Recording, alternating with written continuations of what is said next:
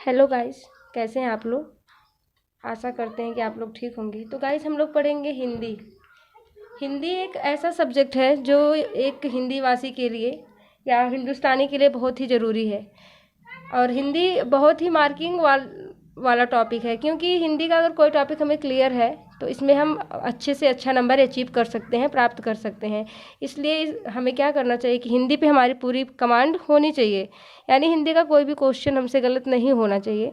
तो गाइज, आज हम पढ़ेंगे इसका फर्स्ट चैप्टर, वर्ड रचना, अल्फ़ाबेटिकल स्ट्रक्चर। तो वर्ड क्या है, प्रश्न तो उठेगा ना कि वर्ड रचना हमें पढ़नी है, यानी वो अल्फ़ाबेटिकल स्ट्रक्चर। तो रचना में तो बनावट होती है, लेकिन वर्ड क्या है। जब हम कुछ भी बोलते हैं, हमारे मुख से जो छोटी से छोटी ध्वनि निकलती है, जब हम कुछ भी उच्चारित करने के लिए छोटी सी ध्वनि को अपने मुख से निकालते हैं, उसको हम क्या कहते हैं, उस छोटी ध्वनि को हम कहते हैं वर्ड। यानी अभिव्यक्ति की न्यूनतम इकाई, अभिव्यक्ति की न्यूनतम इकाई को हम क्या कहते हैं, वर्ड कहते हैं। और गाइज, ये अभिव्यक्ति की न्यूनतम इकाई होती है, इसलिए हम इसको वर्ड कहते हैं। और इन्हीं वर्डों को जब हम व्यवस्थित समूह में प्रेजेंट करते हैं, प्रस्तुत करते हैं, यानी क्या है, इसका एक सीक्वेंस होता है। ये नहीं कि हमने ये वर्ड है तो हम जहाँ मर्जी वहाँ रख देंगे। अगर ये वर्ड है तो हमें इसे सीक्वेंस में रखना है, व्यवस्थित करके रखना है, क्रमबद्ध तरीके से रखना है। और जब इनको हम क्रमबद्ध तरीके से रख देते हैं तो इसको हम क्या कहते हैं, वर्ड माला। यानी वर्डों के व्यवस्थित समूह को ही हम वर्णमाला कहते हैं। वर्डों की संख्या कितनी होती है गाइस, 52 होती है। लेकिन मूल वर्ड जो हैं वो हमारे कितने हैं, 44 हैं। यानी हमने यहाँ देखा कि कुछ लोग कहते हैं कि हमारे जो वर्ड हैं वो कितने हैं, 52 हैं। वहीं कुछ लोग अपने मत को प्रस्तुत करते हुए कहते हैं हमारे जो मूल वर्ड हैं वो 44 हैं। तो यहाँ पे मतभेद हो जाता है। कुछ लोगों का मानना है कि हमारे मूल वर्ड 52 हैं और कुछ का मानना है कि हमारे कितने मूल वर्ड हैं, 44 हैं। और गाइज, आगे हम वर्ण रचना को विभाजित करेंगे, यानी वर्णों को विभाजित करेंगे कि वर्ण हमारे 52 और 44 कैसे हुए हैं, इसको हम आपको आगे बताएंगे। तो इसका जो वर्गीकरण हुआ है, वर्ण रचना का वर्गीकरण हुआ है, जो वर्णों का वर्गीकरण हुआ है वो 3 आधार पे हुआ है। पहला जो आधार है आपका वर्ण का वर्गीकरण का जो पहला आधार है वह है उच्चारण के स्थान पर, यानी हम कौन सा शब्द कहाँ से उच्चारित करेंगे उसके हिसाब से हम उच्चारण के स्थान पर डिवाइड करते हैं। जैसे कुछ वर्ड हमारे ऐसे हैं जिसको हम कंठ से बोलते हैं, कुछ वर्डों को ताल से बोलते हैं। तो ये हमारी वर्ण रचना के आधार पे हो गया। और एक होता है वायु संवेग, यानी किसी वर्ड को बोलने में कितनी वायु की ज़रूरत होती है, कितनी हवा की ज़रूरत हमें होती है। तो हमारा दूसरा हुआ वायु संवेग। तीसरा हमारा हो गया तारत्व के आधार पर। तारत्व में होता है कंपन के आधार पर, यानी किसी वर्ड को बोलने में हमें कितने तारत्व की जरूरत पड़ती है, हमारे मुख के अंदर या हमारे मुख के अंदर कितनी कंपन होती है। तो हमने पढ़ा कि जो इसका वर्गीकरण है, जो वर्णों का वर्गीकरण है वो 3 प्रकार से, उच्चारण स्थान के आधार पर, वायु संवेग के आधार पर और तारत्व के आधार पर। और आप लोगों को पता है उच्चारण स्थान मतलब कि इसका उच्चारण स्थान क्या है, और वायु संवेग का मतलब होता है कि इसका वायु संवेग कितना है, इसमें वायु का वेग कितना है, इसमें कितनी हवा लग रही है। तारत्व मतलब होता है कंपन, यानी हम जब किसी वर्ड को बोलते हैं तो हमारे अंदर कितनी कंपन होती है, हमारे मुंह के अंदर कितनी कंपन होती है। और जो उच्चारण के स्थान पर है उसको हमने 2 भागों में डिवाइड किया है गाइज। पहला आपका है स्वर। स्वर को हम कभी कभी मात्रा भी कह देते हैं। और दूसरा है आपका व्यंजन। तो गाइज, यहाँ सबसे पहले हम जान लेते हैं कि स्वर क्या है। स्वर क्या है, स्वर क्या है, जिसको हम स्वतंत्र रूप से बोल सकते हैं उसे हम स्वर कहते हैं। यानी अगर हम किसी स्वर को बोलते हैं तो हमें किसी भी अलग वर्ड की जरूरत नहीं है। अगर हमने बोला आ तो आ, ई बोला हमने तो ई ही बोल दिया, उसमें हमें किसी वर्ड की जरूरत नहीं है। ये हमारे क्या हो गए, स्वर हो गए। और फिर एक होता है आपका व्यंजन। व्यंजन क्या है, व्यंजन को हम स्वर की सहायता से बोलते हैं। जैसे हमने कहा क, तो हमने का तो बोल दिया। जब हम का बोलते हैं तो हम देखते हैं का के साथ हमारा आ भी आता है। यानी क्या है, अगर हम का को लिखते हैं गाइस, जैसे कि हमने लिखा है यहाँ पे गाइस, अगर हमने लिखा है यहाँ पे का, तो हम देखते हैं का प्लस आ, यानी एक का प्लस आ के सम्मिलित रूप से ही हमारा पूरा का बनता है। इसलिए हम कह सकते हैं कि जिसका उच्चारण हम स्वतंत्र रूप से करते हैं वो हमारे क्या है, स्वर हैं। स्वर को हम मात्रा भी कहते हैं। और जिनका उच्चारण हम स्वर की सहायता से करते हैं वो हमारे व्यंजन हैं। जैसा कि हमने आपको एग्जाम्पल में दिखाया, का प्लस आ, का के नीचे हलंत है, यानी क्या जो का हमारा हो वो आधा का है, हर्ष का है, छोटा का है। लेकिन जब इसमें हम आ को सम्मिलित कर देते हैं तो ये हमारा आ हो जाता है, तो हमारा क्या बन जाता है, पूरा का। अब गाइस हम आगे आपको दिखाएंगे कि हमारे स्वर के कितने भेद हैं। स्वर के कितने भेद हैं, तो हमारे स्वर हैं, मूल रूप से हमारे स्वर होते हैं हर्ष, दीर्घ और प्लुत। कितने होते हैं, 3 होते हैं। लेकिन कहीं कहीं पे हम संयुक्त स्वर भी देख लेते हैं कि हमारे संयुक्त स्वर भी होते हैं। तो गाइस हर्ष क्या होता है, हर्ष मिस होता है छोटा, जिसके उच्चारण में कम समय लगे, वो होता है हर्ष, जैसे आ ई उ री। और होता है दीर्घ, क्या होता है, दीर्घ मतलब होता है बड़ा, जिसके उच्चारण में हर्ष से ज़्यादा समय लगे। यानी अगर हर्ष को हम आधे मिनट में बोलते हैं तो दीर्घ को बोलने के लिए हमें 1 मिनट की ज़रूरत होगी। अगर हम हर्ष को 1 सेकंड या 2 सेकंड में बोलते हैं तो दीर्घ को बोलने के लिए हमें दुगने समय की ज़रूरत होगी, यानी 4 सेकंड की ज़रूरत होगी। और गाइस एक होता है आपका प्लुत। इसके ये क्या होता है, प्लुत, ये 3 मात्रा वाला वर्ड इसको कहा जाता है, प्लुत को। और इसके उच्चारण में हर्ष और दीर्घ की अपेक्षा ज़्यादा समय लगता है। जैसे हम बोलते हैं ओम, ओम में हम जब उच्चारित करते हैं इसका एक चिन्ह होता है प्लुत का, जो ऐसे बना हुआ होता है गाइस, ये आपका प्लुत का मार्क है। और हम देखते हैं कहीं कहीं संयुक्त को भी संयुक्त स्वर भी मान लिया गया है। संयुक्त स्वर में क्या आता है, जो हमारा ए ओ अ हो गया, ये हमारे संयुक्त स्वर हैं। क्यों, संयुक्त में क्या होता है, मिल करके बनना। ये जो हमारे स्वर है ये 2 स्वरों के संयोग से बनते हैं, इसलिए इन्हें हम संयुक्त स्वर कहते हैं। कुछ लोग लेकिन ऐसा भी देखा गया है कि जो हमारे दीर्घ स्वर हैं और जो हमारे संयुक्त स्वर हैं उनको प्राय लोग एक ही मान लेते हैं। सब लोग नहीं मानते, लेकिन कहीं कहीं ऐसा देखा गया है कि दीर्घ को और प्लुत को एक ही मान लिया गया है। और कुछ विद्वान क्या करते हैं, हमारे जो स्वर है, हमने आपको बताया ना हमारे स्वर मूल रूप से कितने 11 हैं, लेकिन कुछ विद्वान प्लुत को जोड़कर, जब एक प्लुत जुड़ जाता है, हमारे पूरे स्वर 11 हैं, और जब उसमें हम एक प्लुत को प्लस करेंगे तो हमारा कितना हो जाएगा, 12 स्वर हो जाएगा। और कुछ लोग उसी में क्या करते हैं, री को भी प्लस कर देते हैं और री को भी प्लस कर देते हैं। ये आपका होता है री और ये आपका होता है री। कुछ लोग री को भी प्लस करेंगे और री को भी प्लस करेंगे। इस तरीके से हमारा स्वर कितना हो गया, 14 हो गया। यानी पहले जो स्वर थे हमारे मूल स्वर कितने थे, 11 थे, उसमें हमने एक प्लस किया। हमने जो एक प्लस किया वो क्या था, वो प्लुत था हमारा। एक प्लस हमने कर दिया प्लुत, फिर हमने क्या किया, 2 प्लस किया। 2 प्लस मतलब क्या है, एक री को हमने प्लस कर दिया और एक हमने री को हमने प्लस कर दिया।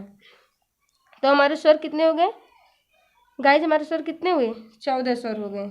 लेकिन अगर आपसे कहीं भी पूछा जाता है कि हमारे स्वर कितने हैं तो आप 11 को ही ट्रिक करिएगा, क्योंकि 11 को सटीक माना गया है। उसके बाद हमारे 2 अभी भी बचते हैं कि हम उन्हें कहीं कहीं ऐसा लिख दिया जाता है कि हमारे स्वर हैं, बट ये हमारे स्वर होते नहीं। वो कौन है, एक हमारा ये एक है अह। इसको हम क्या कहते हैं, अनुस्वार कहते हैं। जब हम कोई भी शब्द लिखते हैं उसके ऊपर, जैसे हमने लिखा, हमने यहाँ लिख दिया अंकित, अंग प्लस कित, हमने लिखा अंकित। ये जो मार्क लग गया अंकित के ऊपर, ये वाला मार्क हमारा क्या होता है, इसको हम कहते हैं अनुस्वार। यानी आ के ऊपर क्या लगाया हमने, अनुस्वार लगा दिया।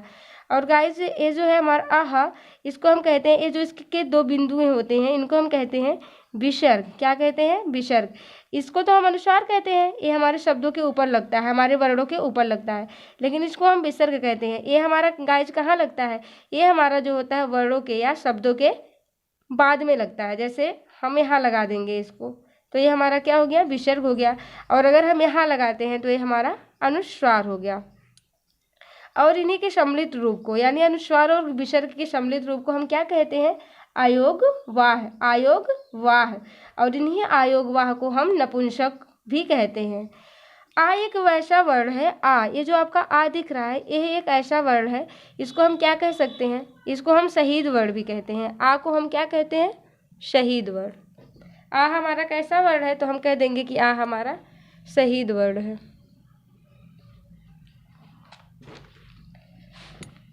अब हम लोग पढ़ लेते हैं व्यंजन। व्यंजन को तो आप लोग परिभाषा जान चुके हैं, जिनका उच्चारण हम किसकी सहायता से करते हैं, स्वर की सहायता से करते हैं, उन्हें हम क्या कहते हैं, व्यंजन कहते हैं। व्यंजनों की भी मूल संख्या कितनी है, तो हमारी मूल संख्या व्यंजन की है 33, और जो इसकी कुल संख्या है वो आपकी है 39। व्यंजन की मूल संख्या शोले।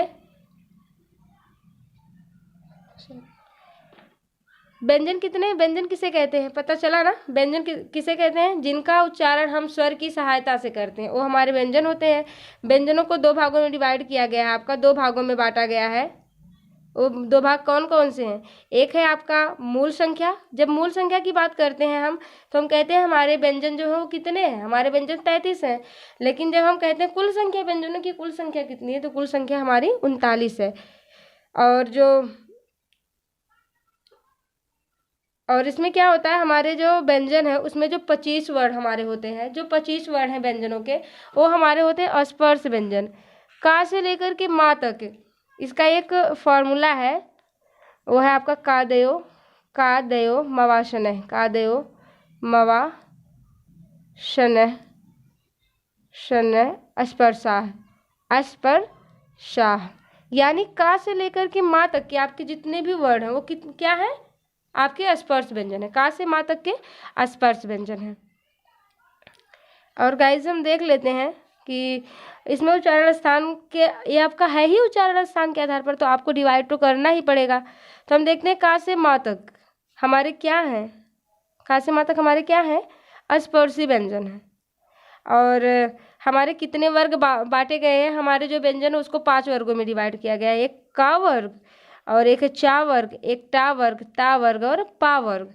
और हम देख लेते हैं कि का वर्ग का उच्चारण स्थान क्या होता है, चा वर्ग का उच्चारण स्थान क्या होता है, टा वर्ग का उच्चारण स्थान क्या होता है, और ता वर्ग का उच्चारण स्थान क्या होता है। तो हम देखते हैं जो हमारा का वर्ग है, यानी जब हम का, ख, ग, घ, ङ कुछ भी बोलेंगे तो हमें पता है, हम इन शब्दों को जब, हम इन वर्णों को जब बोलते हैं तो हम कहाँ से बोलते हैं, कंठ से बोलते हैं। इसलिए कहते हैं इनका जो उच्चारण स्थान हो हमारा क्या है, का वर्ग का उच्चारण स्थान हमारा कंठ है।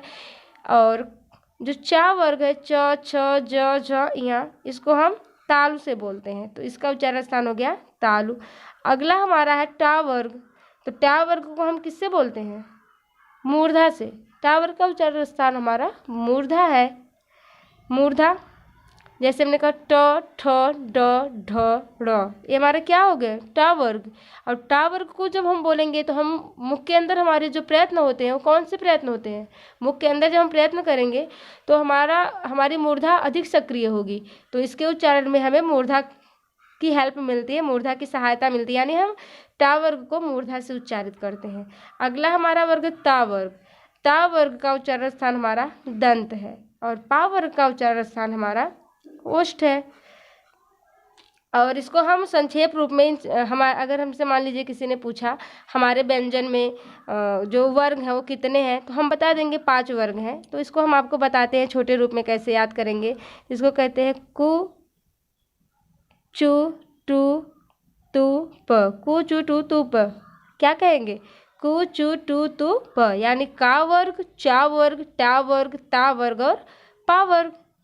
और इसके ही हिसाब से हम क्या करेंगे, अंदर से बाहर आएंगे, यानी हमारा जो कंठ होता है वो सबसे अंदर होता है। तो हम देखते हैं का उच्चारण स्थान क्या हो गया, कंठ। कंठ के बाद हमारा तालु आता है, तो देखते हैं हमारे कंठ के बाद हमारा तालु आया, और का वर्ग के बाद हमारा चा वर्ग आता है। तो कंठ के बाद जब तालु आता है, ता हमारा क्या है, तालव्य है, यानी हम इसको ता से उच्चारित करते हैं। उसके बाद हमारी तालु के बाद हमारी क्या आती है, मूर्धा, और मूर्धा का उच्चारण स्थान टा वर्ग है। और गाइज उसके बाद जो हम उच्चारित करते हैं ता वर्ग, ता वर्ग यानी मूर्धा के बाद हमारा दंत आता है, और सबसे लास्ट में हमारा होठ आता है, और सबसे लास्ट में हमारा पा वर्ग भी आता है। यानी हम वर्डों को अगर सीक्वेंस में याद करना चाहें, क्रमबद्ध तरीके से याद करना चाहें, तो हम याद कर सकते हैं कु, चू, टू, तू, प। और इधर से हम पढ़ेंगे का से, और हम अंदर के साइड से बाहर आएंगे, जैसे कंठ, फिर ताल, फिर मूर्धा, फिर दंत और फिर होष्ठ यानी ओष्ठ। और कुछ वर्ड ऐसे हैं जो हमारे नासिक के हैं, यानी क्या, इनका उच्चारण स्थान हम किससे करते हैं, नासिका से करते हैं। जैसे र, यम, ग, ड़, नम, नासिका। यानी जो आपने पता नहीं पढ़ा या नहीं पढ़ा, जो होता है महेश्वर सूत्र, महेश्वर सूत्र में होता है ना, तो इसको हम र, य, न और मा को क्या कहते हैं, यम, ग, ड़, नम, नासिका, यम, ग, ड़, नम, नासिका। तो ये हमारे नासिक के वर्ड होते हैं, ठीक, ये हमारे नासिक के वर्ड हो गए। और गाइस हम आगे जब पढ़ते हैं इसको तो आपको पता चल गया, ये आपका का वर्ग है, तो ये आपका कौन सा वर्ग है, का वर्ग। और ये आपका कौन सा वर्ग है, चा वर्ग। ये आपका है टा वर्ग। ये आपका है ता वर्ग। ये आपका है पा वर्ग। और ये आपका क्या है, ये आपका कोई वर्ग नहीं है। तो हम देखते हैं हमारे का वर्ग का उच्चारण स्थान क्या है, अंदर से आएंगे बाहर। अगर हम अंदर से बाहर आते हैं इसका हो गया कंठ, इसका हो जाएगा तालु, इसका हो जाएगा मूर्धा, इसका हो जाएगा दंत, और इसका क्या हो जाएगा गाइस, पा वर्ग का ओष्ठ हो जाएगा। ठीक, और इन्हीं जो पांचों वर्ग हैं हमारे, इन्हीं पांचों वर्गों के लास्ट के जो ये पांचों वर्ण हैं, इन पांचों वर्णों को हम क्या कहते हैं, नासिक कहते हैं। यानी इनका उच्चारण स्थान हम किससे करते हैं, नासिका से करते हैं, नाक से करते हैं। ठीक है गाइस। और यहाँ जो आपके बचते हैं ये या रा लावा, ये या रा लावा क्या है, हमारे ऊष्म व्यंजन है।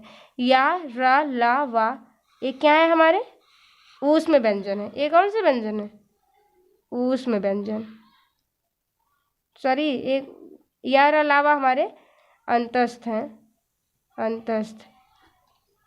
और ये हमारे क्या है, श श ह, ये है गाइस हमारे ऊष्म व्यंजन। यानी ये घर्षण पैदा करते हैं, ऊष्मा जब हम इनको उच्चारित करते हैं तो घर्षण होता है जिससे ऊष्मा निकलती है। ठीक है, इसको हम कहते हैं ऊष्म व्यंजन। उसके बाद गाइस ये हमारा जो बना छ त्र ज्ञ श्रा, ये हमारे क्या है, संयुक्त व्यंजन है। छ त्र ज्ञ और श्रा हमारे संयुक्त व्यंजन है। ठीक है, तो हमने यहाँ देख लिया, संक्षिप्त रूप में हम देख लेते हैं कि ये जो हमारे व्यंजन के भेद हैं। स्पर्श व्यंजन तो आपको हमने बता दिया कि का से मा तक हमारे क्या है, स्पर्श हैं। इनकी संख्या कितनी है, तो आपको पता है इनकी संख्या 25 यानी 25 है। उसके बाद हम देखते हैं अंतस्थ व्यंजन।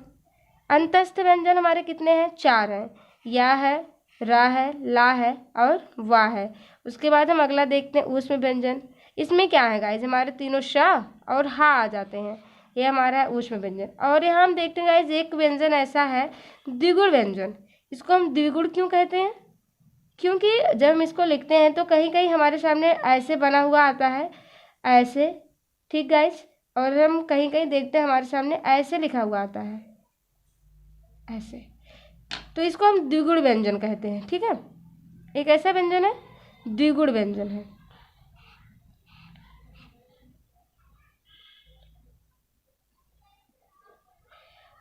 और गाइस हमारा आपको तो पता है छत्र ज्ञ और श्रा ये क्या है, हमारे संयुक्त व्यंजन है। तो गाइस आज की क्लास हम स्टॉप करते हैं और कल फिर हम अपने क्लास को कंटिन्यू करेंगे।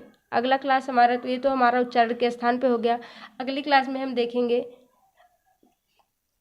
अगले टॉपिक को जो इसी में है, उच्चारण स्थान के आधार पर एक था और एक था आपका